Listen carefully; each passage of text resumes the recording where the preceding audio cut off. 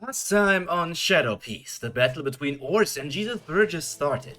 With a surprise attack at first, Burgess took the first leading role. However, things quickly changed around with Ors unleashing his ancient wrath. Multiple combo attacks sent the Titanic captain flying, but he didn't just get whacked around. He received every attack head on and then dealt damage himself. As a zombie, Ors handled the bludgeoning attacks quite well, but when Burgess took bites out of him, even his armored haki wasn't enough to endure it. After Moria sent a command to his special great zombie, things became even more serious. The blobby body of the ancient giant tightened up until it was a pure mountain of muscle, increasing his height from 67 meters to 75 meters. All of Ors's attacks were now incomparable to what they were before, and with a series of punches, kicks, and countless other forms of attacks, he buried the Blackbeard pirate into the ground until his feet could feel the ocean water seeping through the ground. Before the next punch could hit Burgess and send him into the ocean, he countered for the very first time.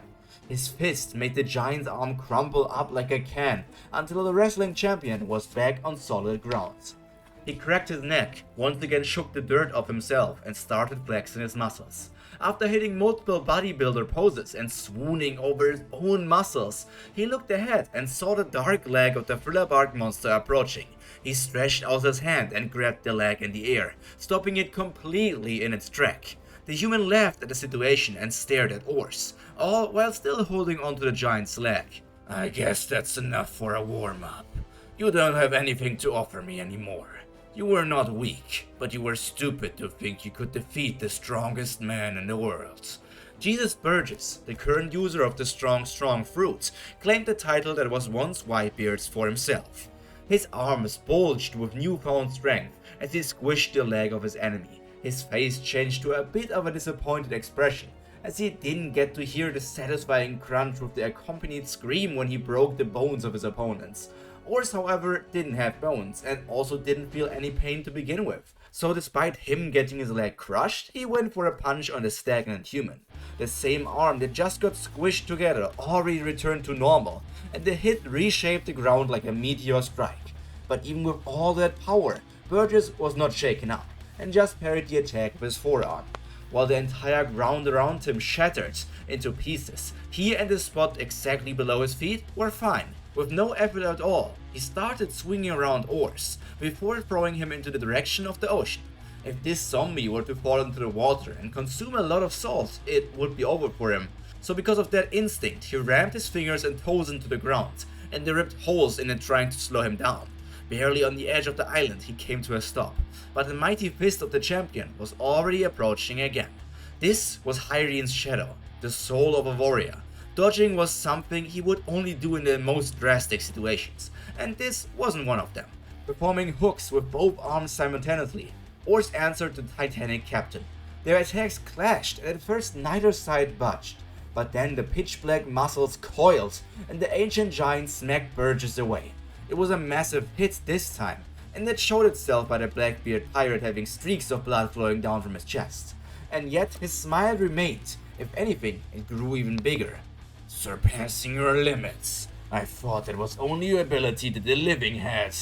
For once the idiotic pirate said something smart. In fact, it really was impossible for the dead to grow more powerful.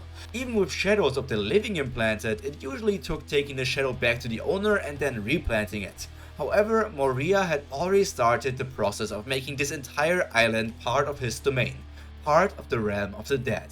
Thus, different rules applied, and Ors was once again capable of improving its own powers. His haki was flourishing, and he didn't let up after having landed such a good hit. Each swing of his arms was like a mountain crashing down on Burgess. He may be capable of ripping out mountains in one move himself, but getting hit by them was a completely different matter. His body swelled under the pressure, but he still stood proud and received every attack confidently, and also struck back with similar force. Ors was resisting the attacks, but despite his body's special properties as a zombie, he started getting hurt. Parts of his flesh got decimated by the pure force of the blunt attacks, and with every attack it became more serious. Burgess' strength grew more and more, partly because of his own haki, but mainly because of his devil fruit. Like a beast, he thwacked, smacked, and ripped out pieces of the ancient giant. With the rotten flesh in his mouth, He looked more like a monster himself than a human. The highly concentrated haki started to leave the meat until it was back to its ordinary red color. Rotting away for over 500 years, it had aged a lot, and who knew what sort of ancient diseases it was carrying? Ignoring all that, Burgess chewed and swallowed it, before saying something that would have made any sane person stumble. Now I can take off ancient giants from my to-eat list, one of the last creatures left on the list. Jesus was a simple person. He always was seeking powerful opponents to grow stronger himself, and when he was done with them, he ate them. No matter if it took one battle, 10 or 100, he wouldn't let up until he got to taste their might. Since he was young, he was taught that eating the opponents he defeated was an honorable thing to do. And it also made you stronger, as part of the vigor of your opponent entered your soul. This personal belief made the world government say that the entire tribe of Burgess was filled with criminals. But one day, the news of that tribe stopped, as if they all disappeared. Because, well, they really did. All the members of the clan came together and organized a wrestling tournament.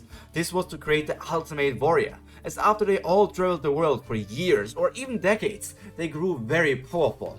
And if the champion of the tournament ate all the other fighters they came across during the brackets, they had to become just that, the strongest person in the world. It was an experience they did many times over the course of history, and the winner had to repopulate the entire tribe. So after having consumed all his childhood friends, his siblings, and even his parents, Burgess was the last human of his tribe, if you still can call him human after all that. At least he still had enough class to not kidnap women to repopulate his tribe, but actually gather people that loved him. With 10 different partners, he had 30 children so far. If he continued at that pace, he would even surpass Big Mom's record and steal yet another title from a Yonko. Piece by piece, he felled the giant, until he was on his knees. While Ors got stronger and stronger, he couldn't keep up with the growth of the champion.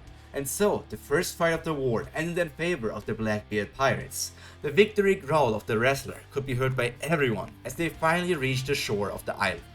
Well, not all of them, as the Yogi Poo already encountered the marine warships, and a clash between the marines led by an injured Akainu and Fujitora, and the Devil's Luck Pirates was about to begin.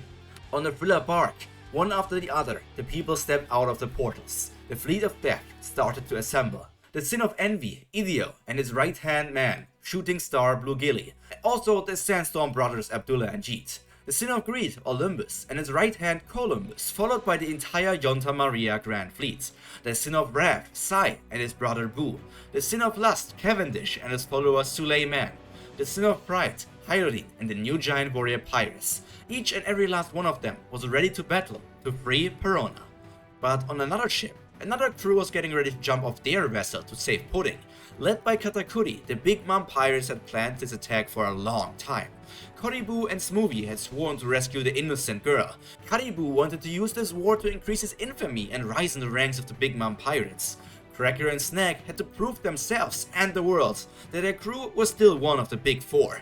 The entire Big Mom family had sent out these warriors in hope of saving their sister and the name of the crew. However, not everyone joined them. For example, the sweet shark Jimbei stayed behind on Whole Cake Island, so that the entire island wasn't completely defenseless. And there was also the oldest, Perospero. He still seemed to have locked himself into the room back on Whole Cake Island, not having heard a word from him since he got the news of Big Mom's death.